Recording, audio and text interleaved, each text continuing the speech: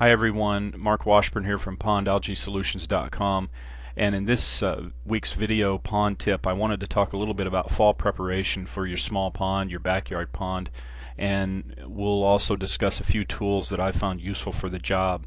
Whether you're planning on keeping the pond open year-round or you're looking to shut it down, some of the steps that we'll talk about today will help you either keep the pond in better shape throughout the winter, or it'll make the job of startup much easier for you next spring. The first goal that I always have as I get into fall is to make sure the pond is in good, clean condition. If I'm going to drain the pond, once I do that, I want to try to clean the pond up immediately, get it in good shape so that when I come around next spring I don't have to do all that stuff. If you've ever tried to clean a pond, for example, that's been left idle throughout the winter or has been dried up and you get this cakey gunk and muck and garbage, it's not always the easiest thing to clean up. And so I like to try to get it in great shape in the fall and then cover it and be ready for next spring. If I'm keeping it open, I definitely want to keep as much organic material out of that pond as I can, because that'll keep it in better shape, it'll keep nutrient loads down, and it'll also make it better if you have fish. So the things that we'll use going into the fall would be either pond vacuums, netting, and cold water bacteria. And these three things can help a lot in terms of getting the fall prep going in the right way.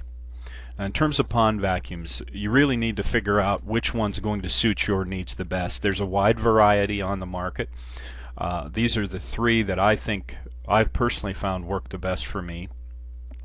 The Muck Vac, which is a water pressurized system. In other words, it's driven by your garden hose pressure. It's a light duty vacuum. It's not going to suck up major debris, a lot of leaf debris, really heavy dead algae and gunk. It's not going to handle that very well. But it does do a good job on light duty work, and if you use it consistently enough, it can manage a pond pretty well, and it's useful for some people with very small ponds. I think as your pond gets larger, it may become less and less desirable. The Pondovac 4, which is right up here, hasn't been available for most of the year. Actually, the manufacturer got behind on orders, and so it hasn't been widely available. The Pondovac series, though, has been around for a while. It has worked well for most people. It isn't a panacea. It's not going to take care of every problem that you have, but it has a pretty versatile configuration and has done a good job for a lot of folks. And then the last one, which you see down here, is called the Pond Monster. And of all the vacuums that I've tried, if I have to deal with a lot of leaf debris and a lot of heavier stuff, this particular vacuum I think has done as good or as a better job than most that I've run across. It can handle a lot of debris within reason, of course, but it's great on leaves and things like that. And we actually have a video of this vacuum in operation. If you go to our site at pondalgaesolutions.com/pondvacs.html, and that address is right down here on the screen, you can see it working, and it's impressive at how much wet leaf debris it can actually pull up. So if I have to deal with leaves, the Monster is my choice for working with those issues. Also, you want to have hand nets and perhaps safe rakes on hand. By safe, I mean making sure they're safe to use with your liner, that they won't puncture your liner or cause damage to it. But you want to have nets and rakes on hand just to keep leaves and different debris from falling in, or if it does fall in, you can try to manually remove it, and that's a good thing. The reason that we like the vacuum so much, quite frankly, is they clean up a lot of things that you're not going to get by hand. The very small debris, the stuff that falls into the crevices and things that you'll never get out otherwise, these things can be useful, particularly if you have a pond that gets a lot of buildup in it. The second thing, once I get a pond cleaned up and once I get it relatively free of organic debris and things like that, the next thing I'm going to look at, if leaves are a problem in your area, is some form of netting. I usually look for netting that has at least a 1/4 by a 1/4 inch mesh on it, or smaller.